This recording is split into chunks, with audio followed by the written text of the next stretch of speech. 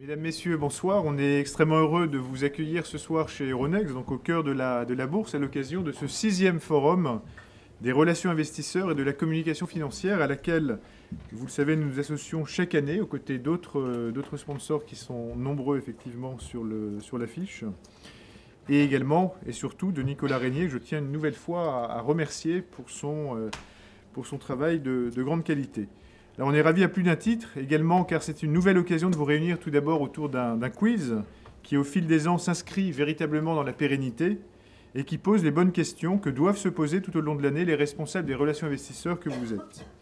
Autour d'un débat, ensuite, qui cette année traitera du sujet de la conformité réglementaire et des meilleures pratiques comme source de valorisation pour l'entreprise. Je voudrais dire que nos panélistes sont déjà prêts et dans les starting blocks, donc ça va être passionnant comme débat. Nous sommes également, vous le savez, particulièrement investis dans ces sujets-là, car nous pensons réellement que les sujets à la fois environnementaux, sociaux, gouvernance, participent à la croissance des marchés réglementés et régulés que nous opérons. La qualité de nos marchés, vous le savez, dépend notamment de la bonne régulation, mais aussi du bon développement des meilleurs standards en matière d'ESG, propre à assurer la meilleure croissance possible de nos clients. Alors, ce sujet a toute sa place, bien évidemment, dans un forum, au sein d'un forum des relations investisseurs, tant, d'une part, les gestions institutionnelles sont désormais attachées à leur politique d'investissement ISR, et tant la communication sur ces sujets est importante, notamment au regard du développement de bons indicateurs de performance. C'est un sujet clé, donc, car ces développements se doivent être une source d'opportunités pour les entreprises en termes d'investisseurs, mais également de développement d'activités. Sachez que nous sommes éminemment sensibles aux efforts fournis par les sociétés cotées sur notre plateforme, car nous savons en interne ce que représente, en tant qu'entreprise de marché et entreprise cotée, la formalisation d'une véritable approche de responsabilité sociétale et environnementale. Aussi, nous sommes convaincus que ce soir, le forum nourrira, une fois de plus, la réflexion de chacun, et ce, sous un prisme tout à fait passionnant. Mais le forum, c'est également, et je pourrais presque dire surtout, le moment de l'année de célébrer les meilleures pratiques. Et nous aurons le plaisir de partager avec vous la remise des trophées, qui sont derrière et superbes. Remise des trophées de cette nouvelle édition, moment très sympathique qui permet de valoriser les meilleures pratiques de chacun d'entre vous mises en œuvre par les entreprises. Très bonne conférence. Cher Nicolas, c'est à vous.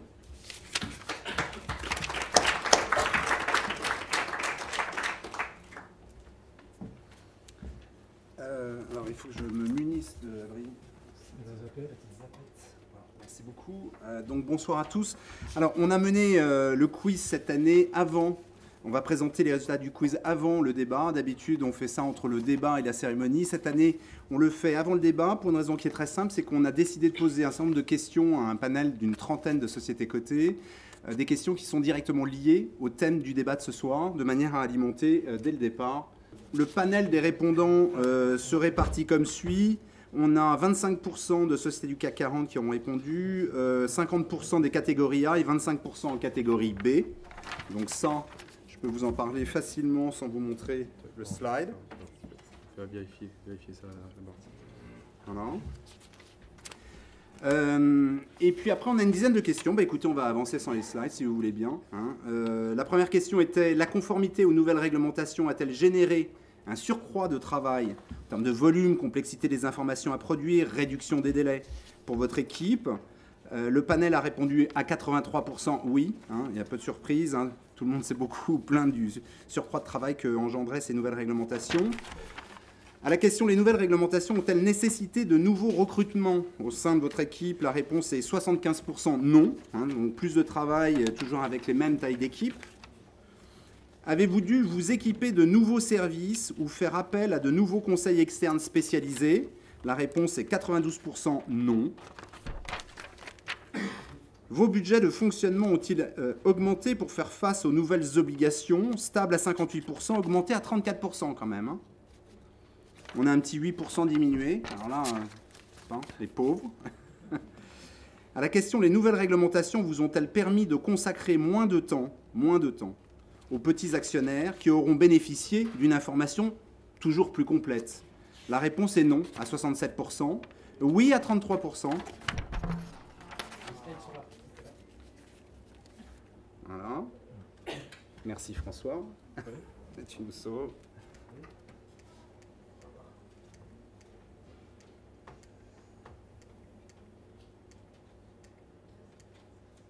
Les nouvelles réglementations vous ont-elles permis, à l'inverse, de consacrer plus de temps sur la gestion des relations one-to-one avec vos investisseurs professionnels?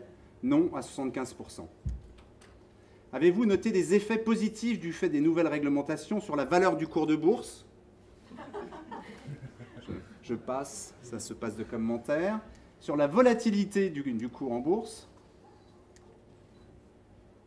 Avez-vous noté des effets positifs sur une meilleure compréhension par les investisseurs de votre stratégie? Un petit oui timide, hein, 9%. Pensez-vous que vos investisseurs soient sensibles à vos efforts? Parce qu'on est quand même en droit de se poser cette question finalement. Au regard des réponses précédentes, d'après vous, sont-ils sensibles à vos efforts de conformité aux nouvelles règles et à l'amélioration de vos pratiques en matière d'information? La réponse est quand même oui à 75%. Et avez-vous le sentiment que vos efforts en matière de conformité ont été récompensés par les investisseurs? Et là, c'est partagé. Oui à 41% quand même, non à 42%, ne se prononce pas, 17%. Voilà, messieurs, je ne sais pas si ces questions et réponses peuvent alimenter le lancement de votre débat, mais en tout cas, je vous laisse la parole. C'est à vous. Merci Nicolas. Donc on va faire un petit tour de table pour présenter nos discutants ce soir. À ma droite, Jean-Régis Caroff, qui est administrateur du CLIF. Il est aussi responsable des actionnaires individuels et autorité de marché chez L'Oréal. Et donc, il pourra prendre la voix ce soir, tant au titre de son expérience. Au titre du CLIF uniquement. Au titre du CLIF uniquement, d'accord. Patrick Legland, responsable mondial de la recherche de Société Générale CIB. Jean-François Legout, stratégie chez UBS Global Asset Management, et Hervé Guez, responsable de la recherche extra-financière chez Natixis AM.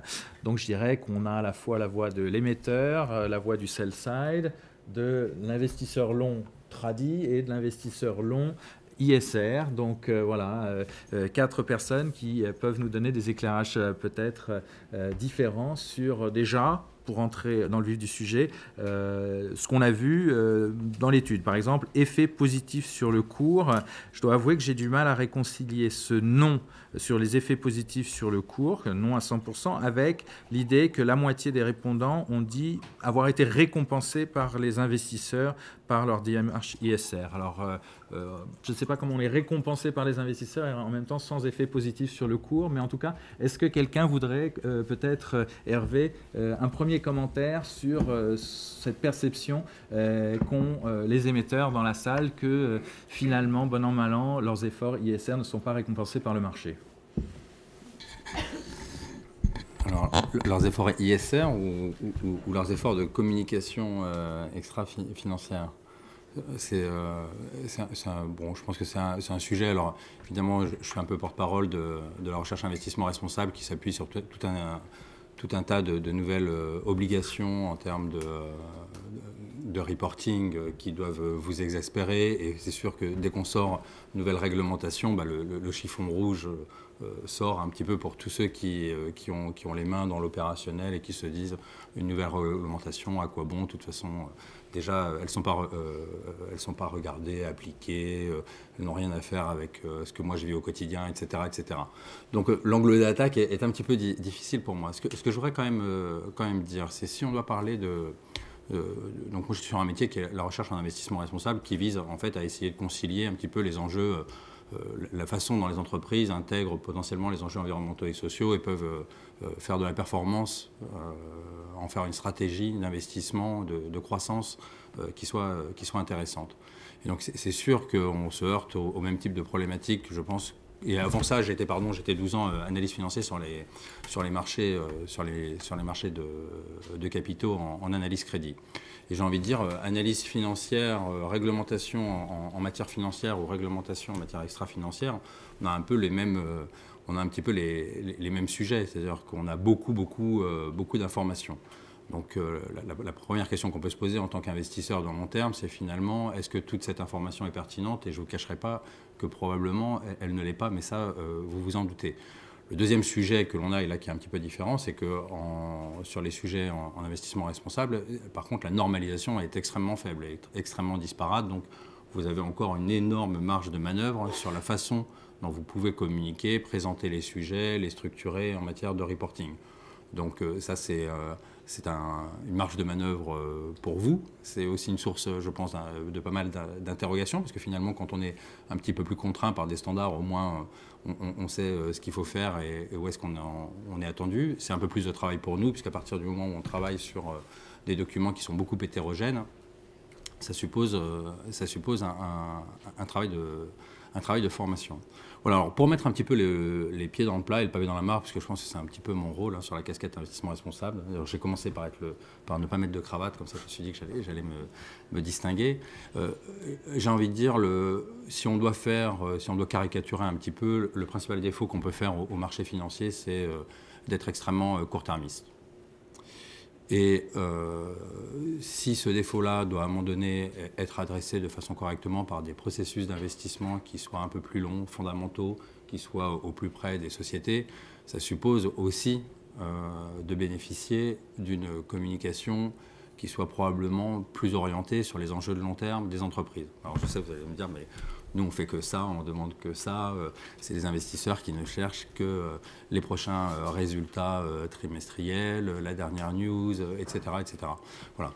Dans le domaine d'investissement responsable, j'ai envie de dire, il y a probablement un sujet aussi de communication responsable. Et je pense que vous avez aussi probablement plus la main pour, malgré des réglementations peut-être toujours un petit peu plus tatillonnes, pour être dans la communication plus sur des éléments de stratégie et de long terme, et pas forcément d'écouter les sirènes des marchés qui vous demandent toujours plus de transparence, d'information sur des micro-sujets qui vous paraissent pas pertinents. Je pense que l'équilibre à trouver entre marché financier, investisseurs et département de communication est entre les deux, sachant que la clientèle investisseur, si je dois m'appeler comme ça, est probablement très diverse.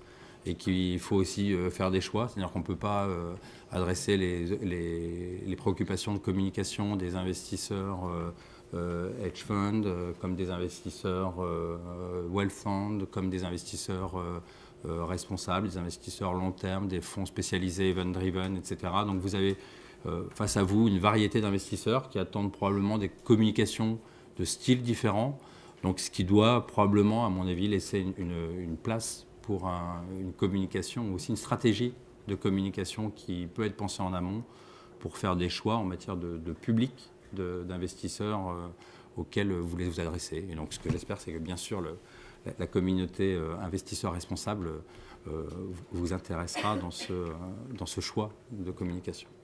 Alors évidemment, on va laisser la part à des questions du public. Je pense que ça sera vraiment intéressant pour ce débat d'avoir un échange directement avec la salle. Mais continuons déjà ce premier tour avec vous, Jean-François.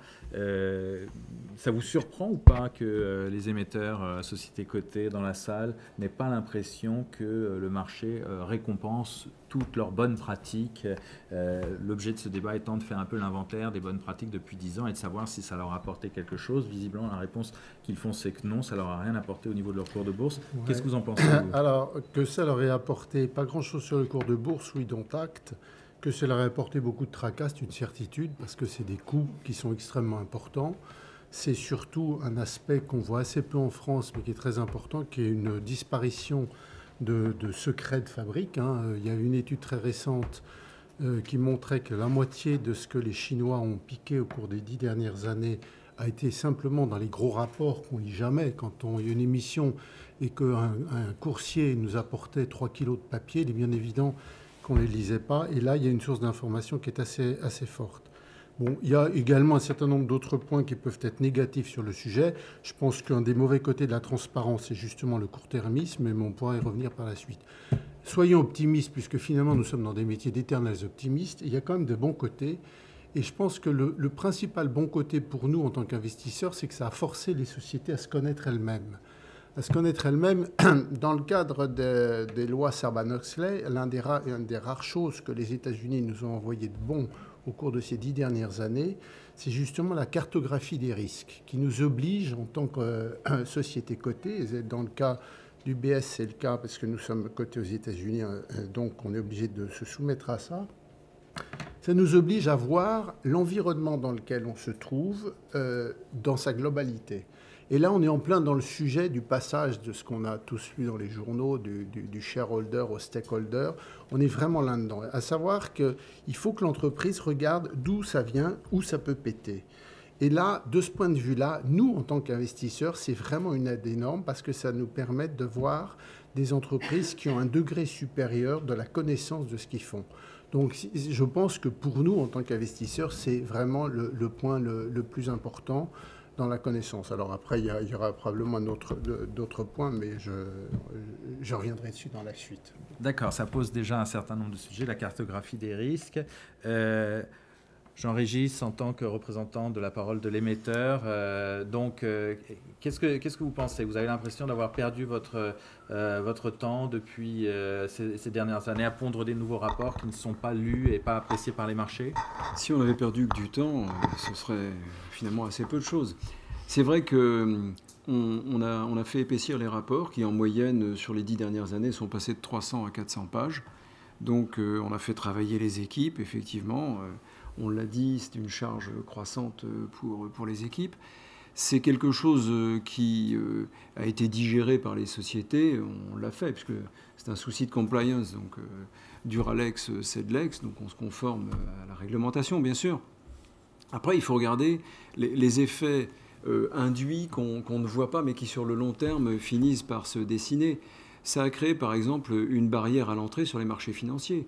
Aujourd'hui, il y a plein de petites sociétés qui voudraient se coter, qui aimeraient bien venir se faire coter pour être valorisées. Parce que quand on est coté, c'est quand même un moyen de se valoriser, de se faire connaître, de se faire reconnaître, d'avoir la visibilité nécessaire pour se développer. Eh bien, ces sociétés aujourd'hui sont totalement dissuadées d'aller se faire coter parce que la charge réglementaire est devenue proprement insupportable.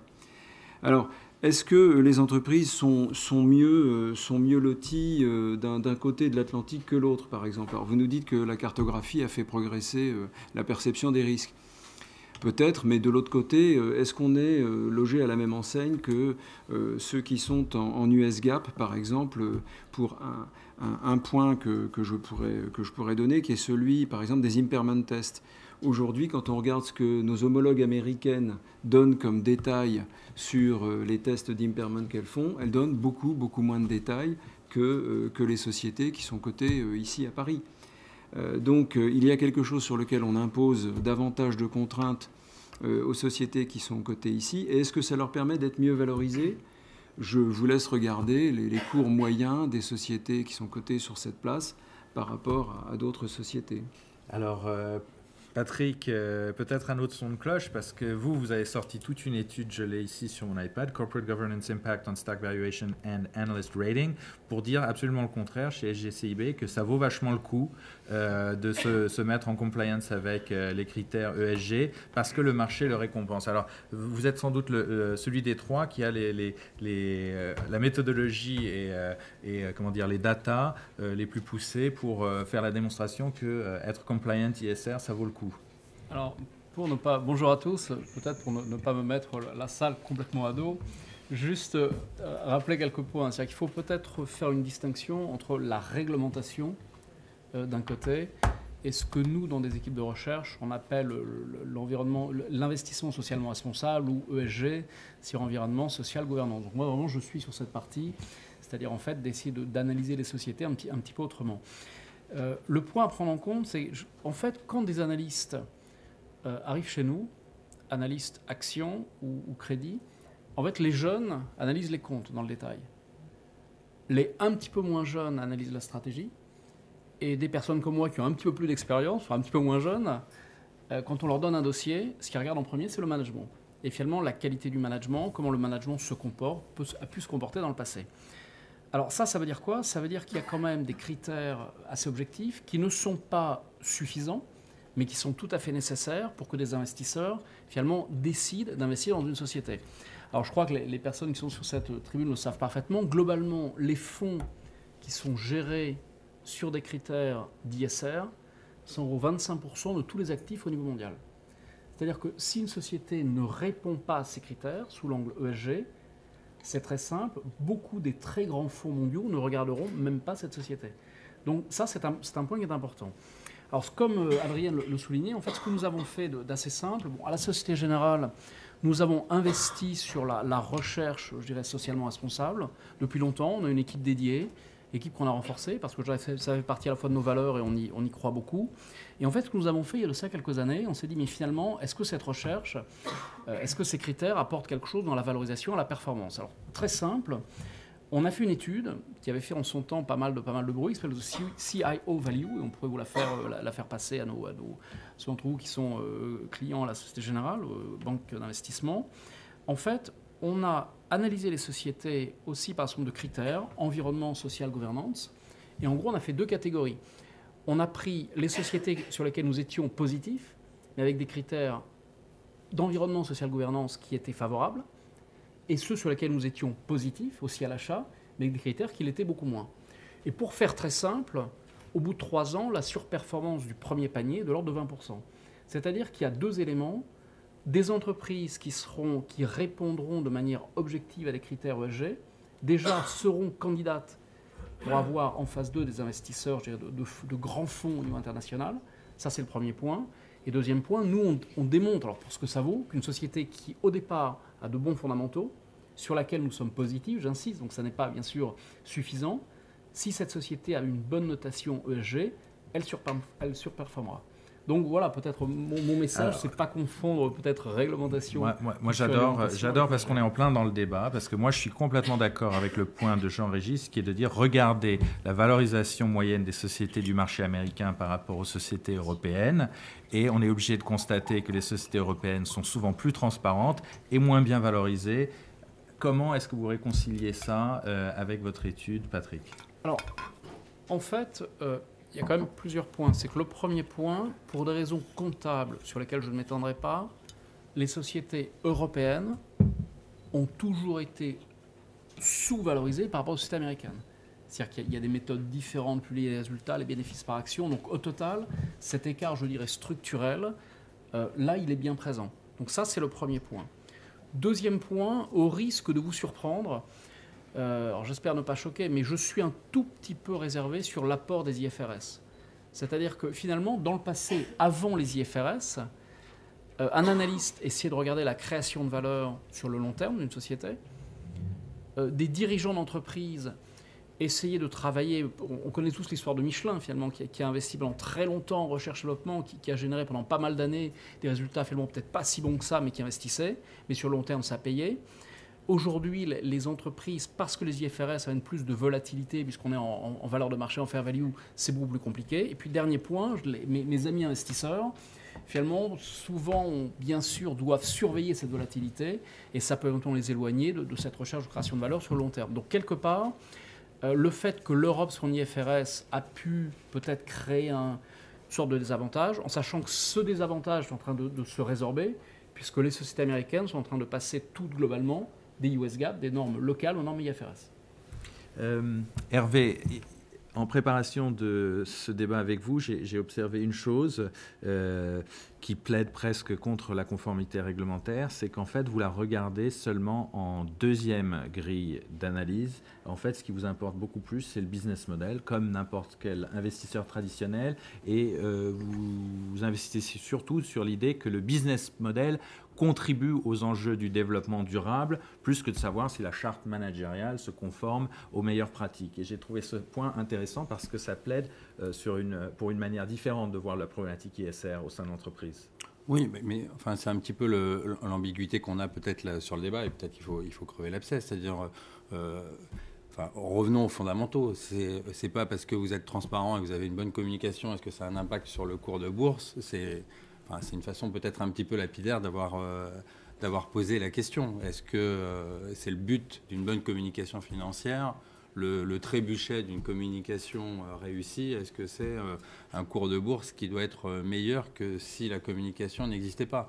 Et est-ce qu'une bonne communication sur la responsabilité sociale de l'entreprise, la bonne façon d'évaluer si cette communication est efficace ou est bonne, est-ce que c'est parce qu'il y a plus ou moins de transparence?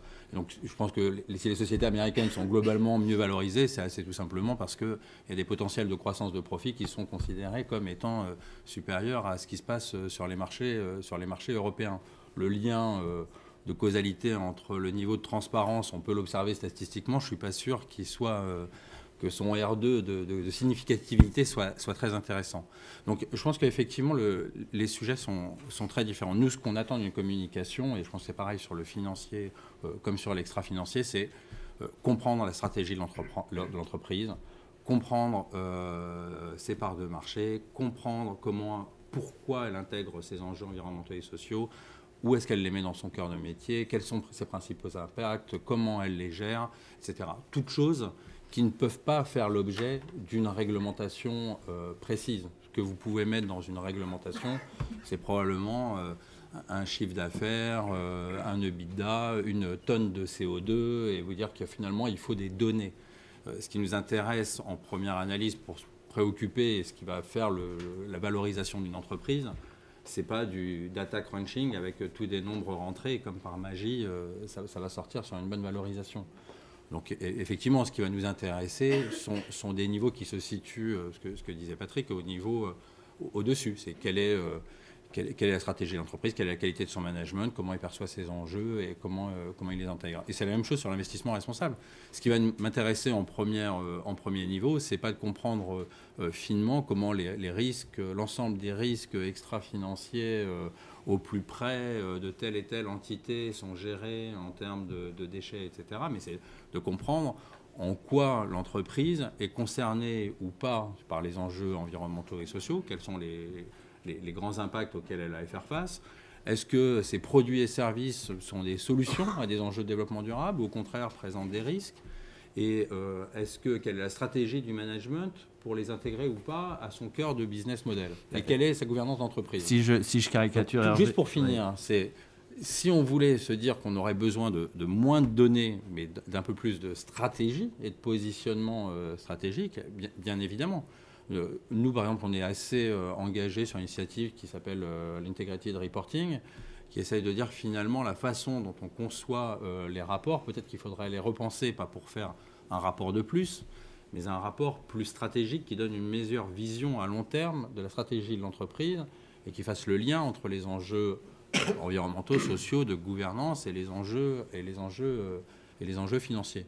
Voilà. Après que vous soyez conforme à la réglementation, enfin quelque part la question ne se pose pas. On peut discuter du bien fondé de telle ou telle réglementation, mais enfin je pense que là vous faites la même chose que moi, je fais en interne, j'ai une réglementation, je l'applique. Et le débat de savoir si elle est pertinente ou pas, quelque part... Hervé, si je résume, est-ce que je caricature ou est-ce que je suis pas loin de la vérité si je dis que vous préférez de loin investir sur une société qui fait des éoliennes ou du photovoltaïque plutôt que... et qui serait très peu transparente versus une société d'énergie fossile ou de tabac qui serait, elle, très transparente? En gros. Oui, enfin, on va se poser quand même une question financière à un moment donné.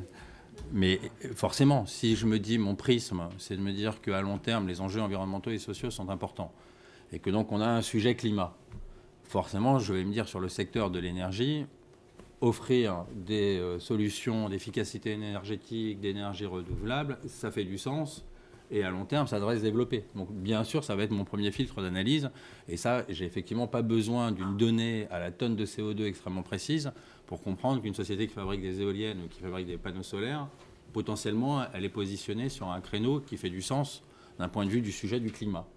Donc, je n'ai pas besoin de ça. Mais il y a des sujets qui sont quand même plus compliqués. Par exemple, il y a toutes les entreprises qui sont positionnées, des grands groupes, y compris qui font partie CAC 40, sur l'efficacité énergétique.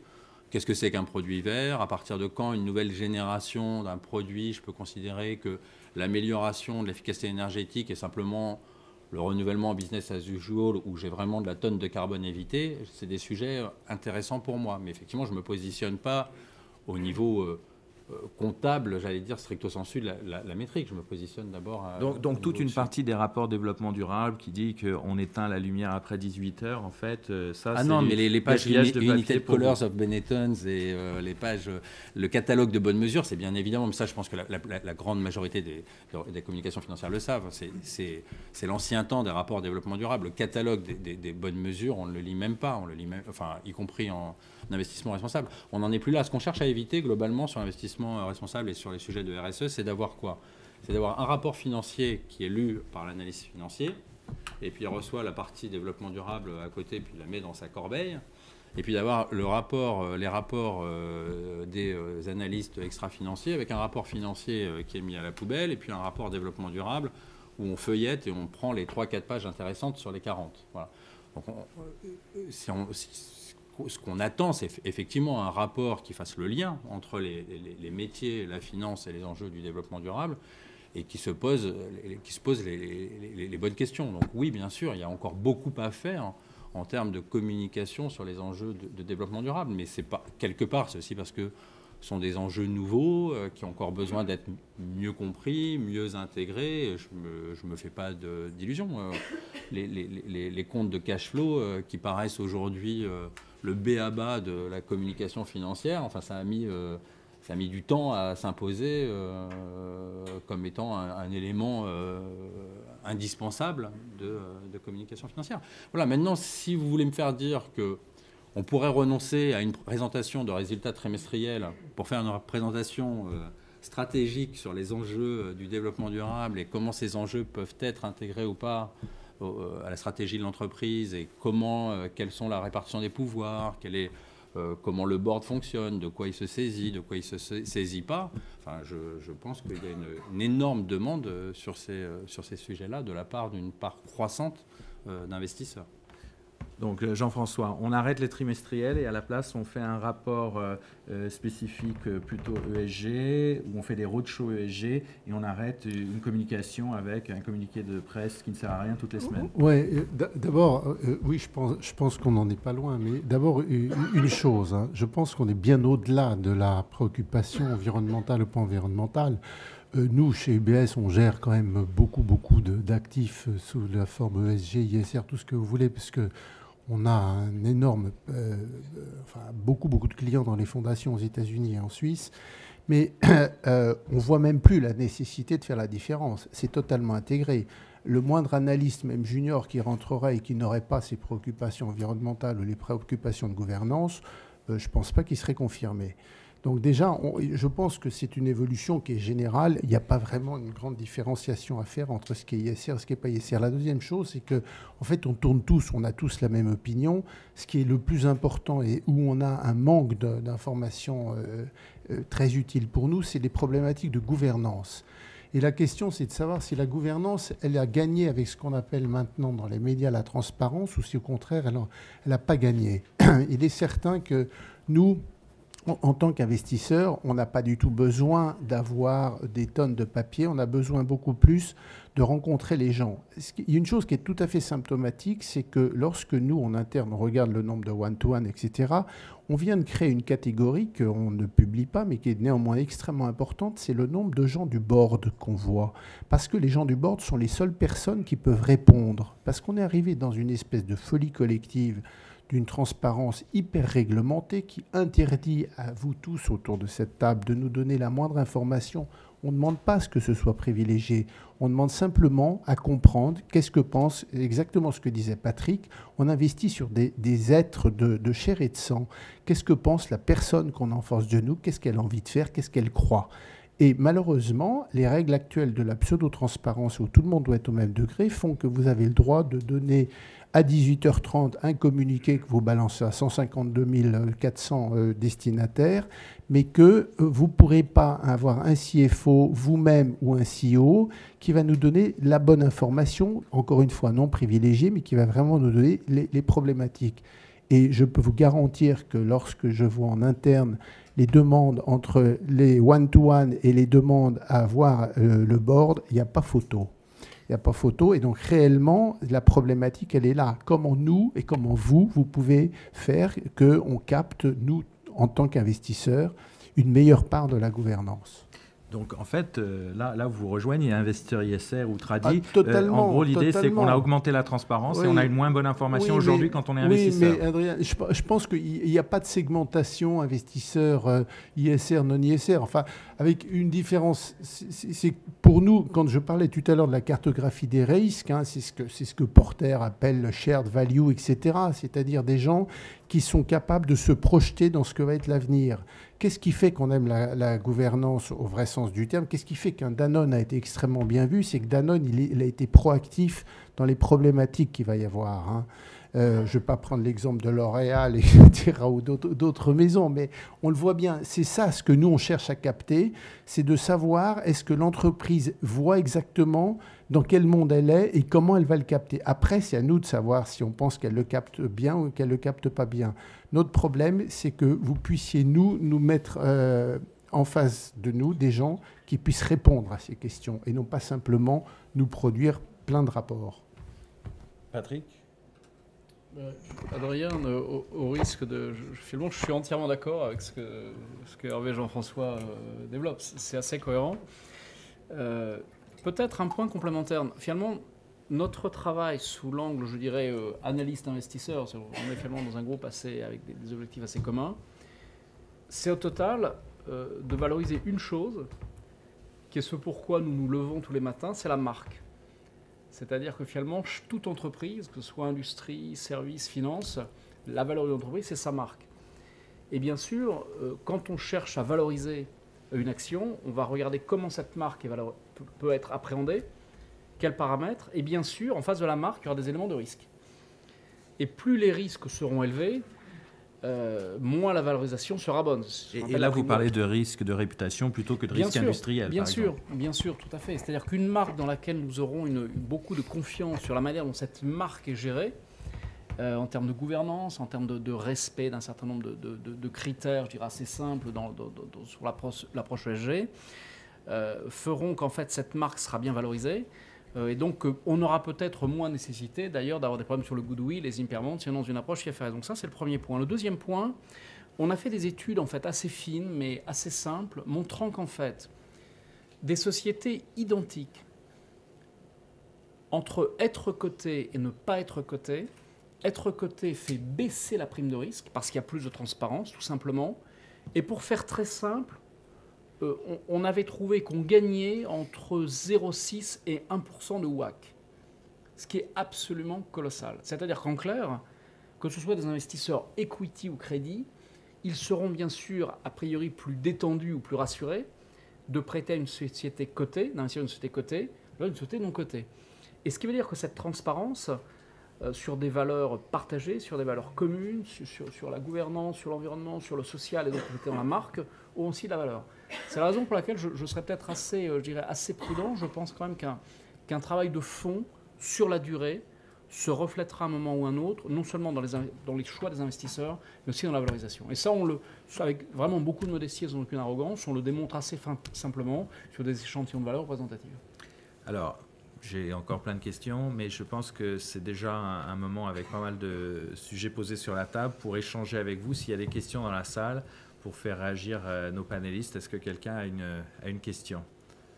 Parce que là, on est là pour faire le bilan de 10 ans de progrès réglementaire. Et je sais que quand on voit les résultats de l'étude et donc des questions qui vous ont été posées, il y a une frustration visiblement chez les émetteurs sur le bien fondé de tout ça. Alors, est-ce que ça se manifeste peut-être par une question à nos panélistes investisseurs ou recherche? Quelqu'un? Sinon, moi, je vais introduire la notion du... Ah oui, allez-y. Oui, Philippe Lucier, la société Egide. Juste une remarque, quand je vous écoute, moi, je me farcis le décret Grenelle 2. Moi aussi. Voilà, mais en fait, j'ai l'impression qu'il ne vous sert à rien. Non, je t'arrête pas ça. Comme moi, enfin, tous les émetteurs, surtout les petites capitalisations, on se paye le Grenelle 2, là. Ouais. Tous les tableaux, les indicateurs. En fait, ce qui me sert à rien, c'est si vous ne savez pas et vous avez l'impression ou vous dites qu'il vous sert à rien et que c'est une suite d'éléments qui sont remplis uniquement pour satisfaire un point de réglementation, oui, quelque part, ça va me servir à rien. Puisque si fondamentalement vous remplissez des rapports développement durable uniquement par un but réglementaire, mais que du coup, je vais me retrouver avec quelqu'un qui va me dire, bon, ben voilà, j'ai rempli mes cases, mais quels sont mes impacts environnementaux et sociaux et mes sujets majeurs de gouvernance? Je n'ai pas de discours. Quels sont mes impacts environnementaux et sociaux sur mes principaux produits? Je n'ai pas de discours. Quelle est ma stratégie pour réduire mes risques potentiels ou quels sont les marchés que je vois en croissance sur ces sujets-là? Je n'ai pas de discours. Je vais me dire, bon, bah, je peux, à partir des chiffres, essayer de mesurer pour me dire est-ce que finalement vous êtes concerné par ces sujets-là, beaucoup, moyennement ou pas du tout. Et donc, le fait que finalement vous n'ayez pas de discours, est-ce que c'est grave ou pas grave? Vous savez, quand je rencontre une boîte de médias qui me dit mais moi, le sujet climatique, on m'a demandé de mettre un chiffre de CO2, mais franchement, je m'en fiche. Je lui dis vous avez bien raison, moi aussi, je ne vous attends pas là-dessus. Donc le fait qu'il n'y ait pas du tout de discours sur ces enjeux-là, si ma perception est qu'à la limite, ils sont assez secondaires, ça va. Le problème, c'est que ce serait étonnant que sur des sujets soit de gouvernance, soit sur une problématique environnementale, soit sur une problématique sociale, il n'y ait pas, à un moment donné, un sujet qui fasse du sens pour l'entreprise et sur lequel il n'y ait pas de discours là-dessus. Voilà. Et le Grenelle 2, moi j'ai les mêmes problématiques, c'est que nous, en tant qu'investisseurs, on nous demande aussi comment on prend en compte, comment on intègre les critères ESG et la façon de les intégrer pour tel ou tel type d'investissement, pour tel ou tel type de produit, n'a pas du tout le même sens. Si j'ai des investisseurs qui me donnent qui me donnent, pas à moi directement, mais si on nous donne un mandat de faire une gestion indicielle sur un benchmark de marché traditionnel, on peut toujours intégrer à un moment donné tout ce qu'on veut comme critère ESG. Si à la fin, le trébuchet de la prise de décision, c'est est-ce que la valeur est dans le benchmark ou pas et comment ça se comporte. Vous savez, je n'ai pas besoin de beaucoup d'informations ESG et je n'ai pas besoin d'informations financières non plus. Donc je pense qu'effectivement, face à la multiplicité des attentes de marché, avoir une stratégie de communication et des personnes qui peuvent porter à un niveau stratégique quels sont les discours importants devient de plus important pour les investisseurs qui se veulent de long terme et qui sont prêts à accompagner les entreprises, non pas uniquement en se disant qu'est-ce qui va se passer dans 1 mois, 2 mois, 3 mois, est-ce qu'elle va sur- ou sous-performer un benchmark, mais qui ont envie de prendre des positions longues parce qu'ils se font une opinion fondamentale de la stratégie de l'entreprise et pensent qu'en étant présent au capital ou en tant que créancier de cette entreprise, ils font de bonnes affaires par ailleurs. Mais donc, on a quand même vécu pendant des décennies sur l'idée que maximiser à court terme et optimiser à long terme, c'était la même chose, etc. Et donc, il n'y avait pas de conflit. Je pense qu'il faut sortir de cette idéologie et de se dire que, répondre de façon trop forte à une pression du court terme abîme le discours et la stratégie et les enjeux de long terme. Et que, attention, il y a des investisseurs qui n'ont pas les mêmes types de préoccupations, les mêmes types d'attentes. Et que donc, probablement, pour essayer de bien faire, il ne faut peut-être pas tout faire et choisir des stratégies de communication. Y a-t-il... Oui. C'était juste une remarque justement sur le tout faire et bien faire. Et je voudrais comprendre, on est quand même face à la réglementation avec une nécessité de plus en plus de demande de entreprises de tout faire. Et nous, on est face à des enjeux de communication interne pour essayer de donner du sens à ce qu'on fait.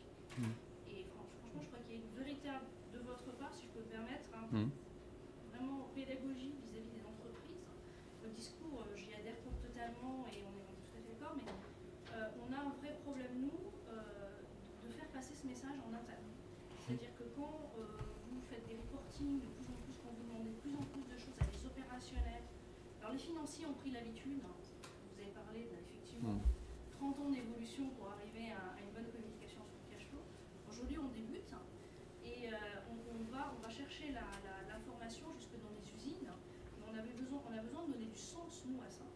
Et c'est un peu ce qu'on a besoin que les marchés aussi aident les entreprises, en tout cas les émetteurs, à faire comprendre en interne que ce qu'ils font a du sens. Et quand vous parlez, par exemple, vous avez cité l'exemple des médias, où effectivement ça n'a absolument aucun sens que quelqu'un dans les médias vous parle de son impact carbone. Oui, sauf que, réglementairement parlant, on va lui demander, il va y avoir tout un travail qui va être fait, et quelque part, en interne, les gens ne comprennent pas. Et on a, c'est un message qu'on peut faire passer, nous, émetteurs, c'est qu'on a aussi besoin de vous, et que vous aidiez à donner du sens de façon à ce que nous, on passe les messages en interne. Oui, non, mais... Ceci n'est pas une somme de réglementation. Oui, c'est obligatoire, mais ça fait du sens. Oui. Je voulais quand même dire une chose. La transparence, c'est quand même une grande tarte à la crème des temps modernes. C'est quand même une évolution sociétale plus qu'autre chose et qui apporte pas forcément toujours beaucoup. Nous, ce qui nous importe, c'est pas la transparence pour la transparence. C'est pas d'aller être noyé sous des chiffres. Ça, c'est une vision encore une fois, sociétale et très politique de la vie. Ce qui nous importe en tant qu'investisseur, c'est d'avoir de la bonne information utilisable. Hein. Donc, le but ultime de la bonne gouvernance quand on est gérant de fonds de pension, c'est de savoir avec qui on met de l'argent, avec qui on fait un bout de chemin, pour quelles raisons on risque de se planter, pour quelles raisons on ne va pas se planter. C'est uniquement ça. Ce n'est pas d'avoir énormément d'informations. Nous, la transparence, c'est un sous-produit du contrôle. C'est un sous-produit qui est imposé par la société au sens large du terme. Mais ce qui nous importe, nous, c'est le contrôle des gens avec qui on va faire un chemin. Et Jean-François, sur ce thème-là, say on pay, vous êtes pour ou vous êtes contre? Say on pay? Oh non, on est contre. C'est le rôle du board. C'est le rôle du board. On est tout à fait pour que plein de gens le savent, que plein de gens sachent, parce qu'aucune entité ne doit ne pas être contrôlée. Aucune. Mais de là à ce que ça se retrouve dans le Parisien libéré, je ne suis pas sûr que ce soit là qu'on va faire énormément avancer les sociétés. Ou alors on va se retrouver avec une langue de bois absolument invraisemblable, qui est le domaine... Enfin, tout à l'heure, quand j'ai commencé en disant qu'on avait un énorme problème, c'est qu'on a de moins en moins d'informations, parce que la transparence a bridé l'information. Mais c'est exactement ça. Quand on va sur quelque chose qui est trop extrême, on arrive à quelque chose qui est inutilisable. Alors, ça doit être utile pour vous, Jean-Régis, que finalement un grand investisseur dit « c'est on pay, moi je m'en fiche ». Non, oui, mais comme je le disais... Alors, justement, c'est un bon sujet de débat. Oui, mais je comprends de ce que dit Thierry Guez ou Jean-François Legout que vous souhaitez avoir de l'information qui ait du sens. Bah, oui, nous aussi, on aimerait vous donner surtout et avant tout de l'information qui ait du sens, mais Sophie a raison de le rappeler. Aujourd'hui, et c'est pour ça que la première question qui est sortie est celle du rapport RSE que Grenelle 2 nous a imposé. Aujourd'hui, la réalité de ce qu'on doit faire cette année, on va le faire pour la deuxième fois parce que ce sera la deuxième édition du rapport RSE avec le Grenelle 2. Ça a ajouté en moyenne dans les rapports, dans les documents de référence, pour la partie CAC 40, en moyenne, c'est entre 30 et 35 pages. Pour le SBF 120, entre 10 et 15 pages. Alors vous allez dire, c'est que 10 ou 15 pages ou 30-35 pages par rapport à 300 ou 400. Le problème, et Sophie l'a très bien dit tout à l'heure, c'est que les routines de reporting qu'on avait dans nos groupes étaient bien rodées pour le reporting financier. Et mettre en place aujourd'hui des routines de reporting dans un périmètre multinational avec des centaines de filiales ou des dizaines de filiales pour des indicateurs qui ne sont pas du tout normés, ou alors, ça va faire rire la salle, qui sont normés selon les lois Auroux des années 80, parce qu'on nous demande de remonter les cadres et non-cadres dans toutes les filiales du monde entier. Vous demandez ça à votre RH de je ne sais pas quel pays, la Corée, le Venezuela ou ailleurs, il vous fait répéter 3 fois parce qu'il vous dit « mais attendez, cadre et non-cadre, qu'est-ce que ça veut dire ?» Vous lui demandez les contrats, les gens qui sont en contrat en CDI et CDD. Il vous dit « mais c'est quoi ?» Parce que CDI, CDD, le législateur français a cru faire un immense progrès en mettant ça dans les rapports RSE du Grenelle 2, mais il crée véritablement quelque chose qui n'a pas de sens, et il nous demande de remonter quelque chose qui n'a pas de sens dans les routines de reporting de groupes multinationaux. Alors, c'était très amusant, parce que quand on a lu le premier rapport que l'AMF a publié sur ces rapports RSE, justement cette année, ils ont dit « ah quand même, on a vu, il y a des chapitres explicatifs, il y a des paragraphes explicatifs pour rappeler quelle est la méthodologie qui a été utilisée, les difficultés qu'il y a eu à faire le reporting, etc. » Et oui, évidemment, puisque chaque société a buté sur des difficultés comme celles que je viens de dénoncer, mais je pourrais vous en sortir des listes comme ça dans ce rapport RSE. Alors, c'est embêtant parce qu'on passe beaucoup de temps là-dessus, et tout le temps passé là-dessus, évidemment, c'est autant de temps en moins pour donner du sens à ce que dit Thierry Guez, à ce que vous dites, Monsieur Legout, parce que vous aimeriez qu'il y ait plus de conviction, si j'ai bien compris ce que vous dites, qu'il y ait plus de mise en perspective de ce rapport RSE pour expliquer comment il fait partie intégrante de notre projet d'entreprise, comment on le met véritablement au cœur du business model et pas simplement plaqué sur les indicateurs financiers ou à côté, où à ce moment-là, ça devient dépourvu de sens. Malheureusement, la loi est ainsi faite qu'on passe énormément de temps à fiabiliser des indicateurs qui, si je comprends bien, c'est un peu comme est-ce qu'on ferme l'électricité en partant, ça ne vous intéresse pas beaucoup ou assez peu. Mais c'est on pay, vous, ça vous intéresse? Non, mais après, oui, alors... Non, mais pour rebondir sur ce qui vient d'être dit, mais enfin, on a parfaitement conscience, mais que ces débats, on les a en France, On les a dans n'importe quel autre pays qui a des contraintes sur, des réglementations sur l'environnement, le social, la gouvernance, etc. Rien n'est normé, tout est en train de se construire. Donc, bon, on peut se dire qu'on est face à des sujets nouveaux et qu'on subit des réglementations un petit peu stupides sur des indicateurs avec des gens qui ne connaissent pas l'entreprise. Oui. Et c'est notre cas. Maintenant, on peut aussi se dire, si la réglementation vient, c'est probablement que derrière ça, il y a un sujet. Il y a un sujet que nous, on doit traiter, comprendre.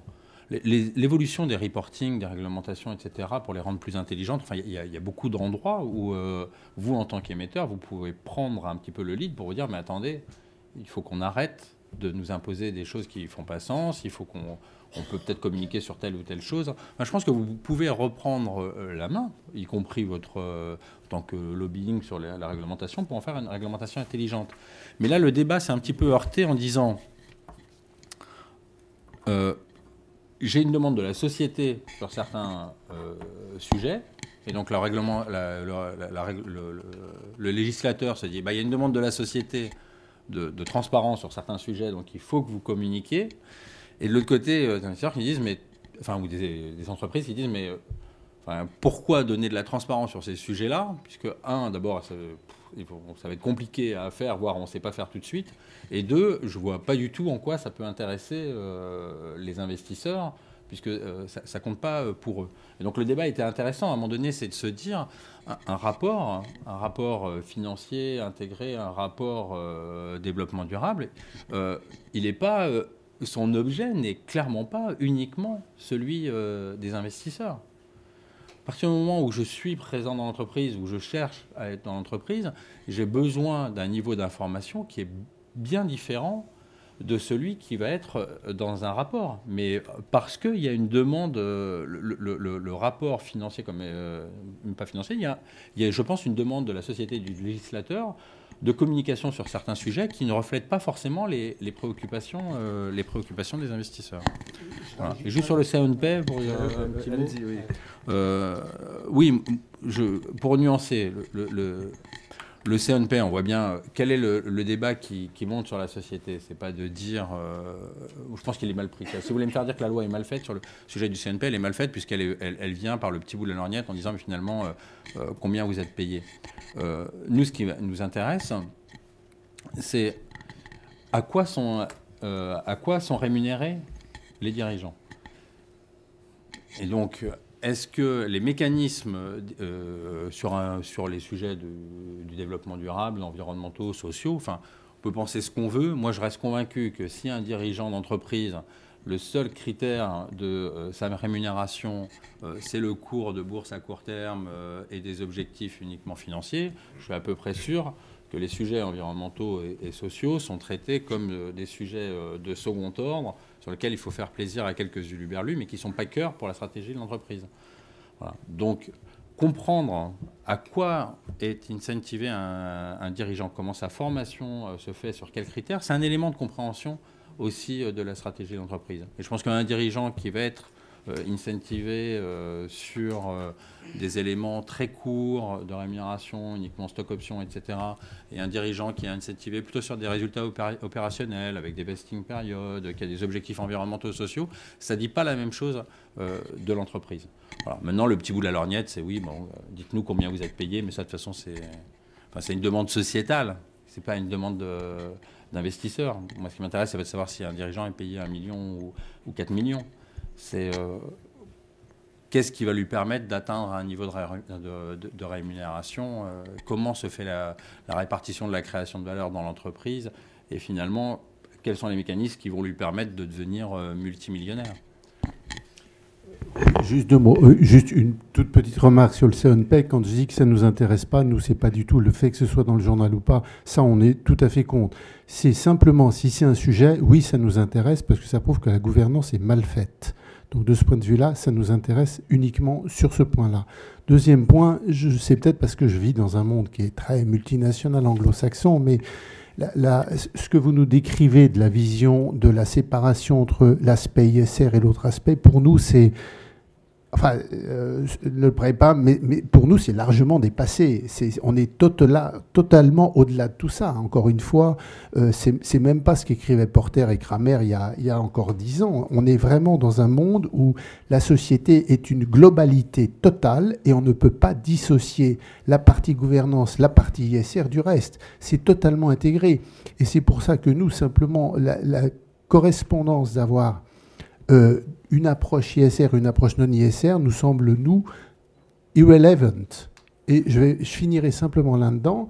Quand je vois les derniers appels d'offres auxquels on répond maintenant, ISR, non ISR, certains de nos très gros clients fonds de pension ne font même plus la différence.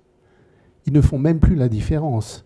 Et donc, si vous voulez, on est vraiment... au bon sens du terme, c'est-à-dire pas la différence, parce que pour eux, ça va de soi que c'est ISR c'est totalement impliqué. On a une approche de l'entreprise qui est totalement holistique. Et donc, ça ne peut pas être séparé. Bon, on a peut-être un élément de divergence, donc je me permets de le dire. C'est l'objet du débat. On a besoin de dire. S'il s'agit de se dire que les sujets environnementaux, sociaux et de gouvernance sont corrélés à la stratégie et qu'il y a des enjeux environnementaux, sociaux et gouvernance qui sont tellement intégrés, qui deviennent importants et sur lesquels toute entreprise, c'est pas le sujet de savoir si elle parle à des investisseurs ISR ou des investisseurs tout court, ce sont des sujets importants sur lesquels elle doit communiquer, bien évidemment. Est-ce que l'ISR ou le non-ISR a une particularité? Elle en a une. C'est la même que la différenciation entre la phrase de Milton Friedman, qui est de dire la seule responsabilité sociale de l'entreprise, c'est de faire du profit, que de celle qui considère que non, finalement, une entreprise, c'est pas que du profit. Et il y a à un moment donné des problématiques environnementales et sociales qui ont des impacts sur la société au niveau global, même si je ne sais pas les quantifier sur mon PNL. Et l'ISR, la différence que nous faisons entre l'ISR et le non-ISR, c'est que l'intégration ESG, s'il s'agit de dire qu'il y a des sujets importants qui sont tout simplement une façon de bien comprendre l'entreprise pour savoir si ça va être un bon investissement financier ou pas un bon investissement financier, oui. Il y a des investisseurs qui se posent la question de savoir est-ce que ma rentabilité financière est bonne ou pas bonne, et est-ce que dans mon fonds d'investissement, j'ai aussi des sensibilités qui dégagent des performances environnementales et sociales qui sont... Comment je peux mesurer ce niveau de performance environnementale et sociale sans le confondre avec le sujet de la performance financière? Et ça, c'est deux prismes différents. Donc, vous pouvez traiter le sujet de l'ESG en ignorant ce prisme-là. Ça va être notre boulot de faire la différence. Mais ce serait, de mon point de vue, alors, tout ça peut être réconcilié par le long terme. Si on veut se dire, de toute façon, c'est des sujets importants et qu'à long terme, ça comptera et ça se retrouvera dans la création de valeur, oui. Mais enfin, je pense que vous avez plein de sujets où sur l'environnement ou le social, on peut se dire oui, ça comptera, mais à quelle échéance? Avant que ça se voit dans mon compte de résultat ou dans mon compte de cash flow, je vois bien combien il faut que j'investisse pour réduire mes émissions de CO2. Mais si je dois aller à un niveau d'investissement très élevé, je vois bien le bénéfice pour la société. Moi, je ne suis pas sûr de pouvoir le calibrer dans ma séquence de cash flow avant 15 ans, 20 ans. Et est-ce que c'est vraiment ça que mes investisseurs attendent? Voilà. Tout le principe de la cartographie des risques est justement d'essayer de valoriser. Mais là, je ne voudrais pas monopoliser la parole. Je pense que c'est plus du côté de la recherche. Hein. Patrick, c'est à toi de nous dire, est-ce qu'on est capable de donner une valeur à peu près tous les risques? Un risque environnemental, un risque réputationnel, etc. Je crois savoir qu'il y a beaucoup de gens qui travaillent dessus dans des grandes maisons dont tu fais évidemment partie. Quelle est ton opinion? Merci pour la question, Jean-François. Non, mais la réponse est non. Non, mais bien évidemment. Les black swans, les signes noirs, les grands accidents qui peuvent se produire avec des probabilités minimes et qui vont avoir des dégâts potentiels majeurs, ça rentre dans aucun modèle financier. Ou alors, il faut arrêter de faire du discounted cash flow et faire de la valorisation par méthode d'option et avec des scénarios. C'est pour ça que je pense que les sujets environnementaux, sociaux, de gouvernance et les sujets financiers ont des liens communs.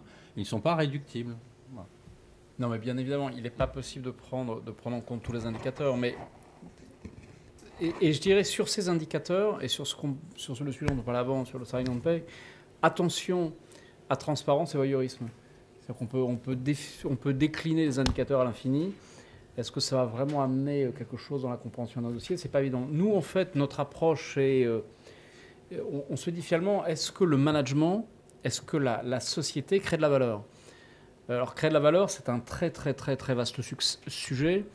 Et on le définit à la fois créer de la valeur pour les collaborateurs, pour la société, pour les actionnaires et pour finalement le monde qui l'entoure.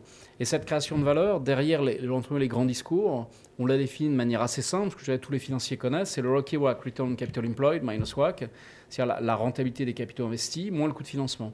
Et ça veut dire qu'en partant de concepts assez larges, donc création de valeur pour l'actionnaire, la société, etc., on arrive à le quantifier de manière possible. Et ce qui est intéressant à nouveau, c'est quand on le fait à la fois en ne faisant pas des usines à gaz, c'est-à-dire qu'on essaie d'avoir des modèles relativement simples, mais ce qui est factuel, c'est que les sociétés finalement, qui vont répondre à ces critères sur la base de quelques éléments simples, ces sociétés surperforment. Alors aussi, au risque peut-être de vous décevoir, j'ai l'impression que beaucoup d'analystes, en tous les cas, utilisent un petit peu les éléments publiés dans les rapports annuels sur les contraintes réglementaires, mais se recréent aussi leurs propres indicateurs.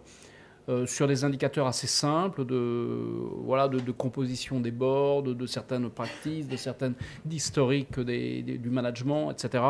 Et donc se recréer leurs indicateurs. Et franchement, c'est des indicateurs de bon sens. C'est-à-dire, si je vous montrais la liste d'indicateurs que nos analystes prennent, c'est pas sophistiqué, c'est pas nécessairement des modèles très, très, très, très complexes. Par contre, c'est du bon sens qui font que si ces indicateurs sont respectés, on sait qu'au moins, ce ne sera peut-être pas suffisant, mais les conditions nécessaires pour qu'un groupe soit managé correctement, dans l'intérêt de tous les stakeholders, est respecté.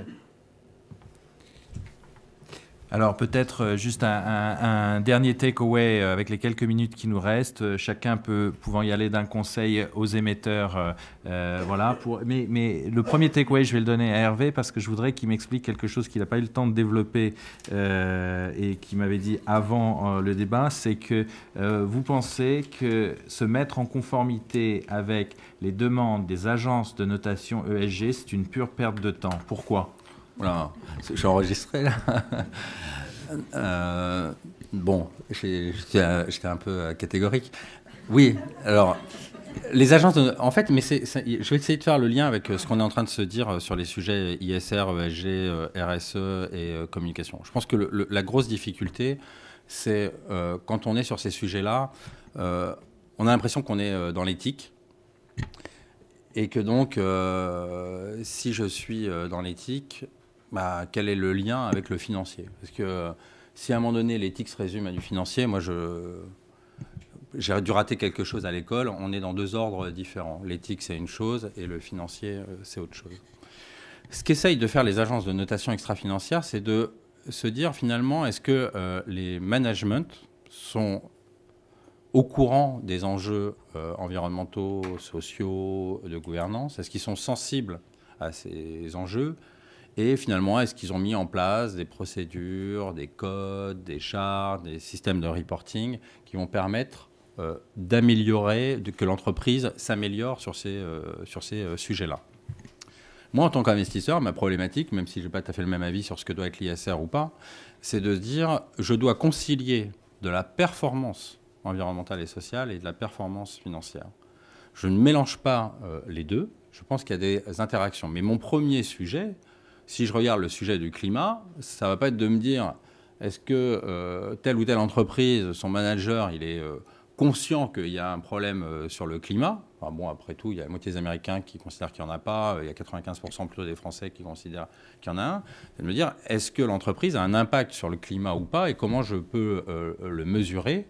Et du coup, ça va être un style d'investissement sur lequel je vais essayer de mettre dans mes sociétés, dans mon portefeuille, des sociétés qui ont des mesures de performance environnementale qui sont plutôt bonnes. Voilà. Donc quand les agences vous interrogent plutôt sur outils et procédures pour mesurer un petit peu le niveau de conscience des managements et de l'entreprise et pour voir si ça s'améliore, moi, sur les guidelines que je vais donner à mes analystes sont plutôt faites des analyses cycle de vie un peu simplifiées sur les produits, essayez de comprendre où sont les enjeux et est-ce que les performances sont bonnes ou pas bonnes. Et puis après, en deuxième analyse, est-ce que vous pensez que la trajectoire est plutôt bonne en rencontrant le management, etc. etc. Voilà. Donc on a un petit décalage, c'est-à-dire que les agences sont venues plutôt d'un monde de la qualité où elles essayaient d'avoir des critères qui permettaient d'essayer de juger si les procédures qui étaient en place faisaient sens. Et nous, on vient plutôt d'un monde d'investisseurs où on essaye, même si ce n'est pas sur un sujet uniquement financier, de juger quelle est la performance de l'entreprise sur un sujet ou sur un autre. Tout ça pour dire, par exemple, sur on posait des sujets. Nous, on a un sujet de est-ce que ça peut être rentré dans une démarche financière ou pas, quid de l'Arctique? Est-ce qu'il y a des entreprises qui nous disent « Ah, mais moi, je n'irai jamais sur l'Arctique, il y a un risque d'image. Si jamais il y a une goutte de pétrole qui se promène sur le pôle Nord, c'est la catastrophe, tout est perdu. » Il y a d'autres compagnies pétrolières qui font des JV avec des sociétés russes et qui me disent « Mais non, mais nous c'est notre métier, on sait parfaitement gérer ces risques-là. Il n'y a pas plus de risques à faire de l'offshore en mer profonde que d'aller dans l'Arctique. » Est-ce que ça peut être une donnée qui peut se résumer à un moment donné à une compréhension uniquement financière où on peut mettre un chiffre sur quel serait le coût fondamentalement d'un dommage environnemental dans l'Arctique? Je ne suis pas sûr. Voilà. Donc, moi, en termes de communication financière, je me dis, si vous voulez vraiment être utile sur les communications, sur les sujets environnementaux, sur la gouvernance, de toute façon, c'est reposez-vous la question, au-delà des réglementations, pourquoi vous le faites? Quelle est la stratégie de l'entreprise? Est-ce que son sujet, c'est de faire le maximum de profit par tous les moyens, ou c'est de faire de belles et bonnes choses, et par ailleurs, ça va dégager du profit? À quoi sont incentivés vos managements? Quels sont vos systèmes de contrôle? Voilà, après, vous pouvez... il y a toute une catégorie d'investisseurs qui a beaucoup d'opinions différentes, et c'est heureux. Moi, je reste persuadé que c'est très important qu'il y ait des investisseurs qui ne soient obnubilés que par... des investissements sur Boursorama en cliquant rapidement ou faire du hedge fund pour prendre des positions courtes. Mais du coup, il y a aussi des investisseurs qui s'intéressent à d'autres types de sujets. Et il faut savoir, vous, quelle est votre cible d'investisseur. Hervé, Jean-François, Patrick et Jean-Régis, par souci de timing pour la suite de la cérémonie de remise, on va en rester là pour le débat. Merci à tous les quatre.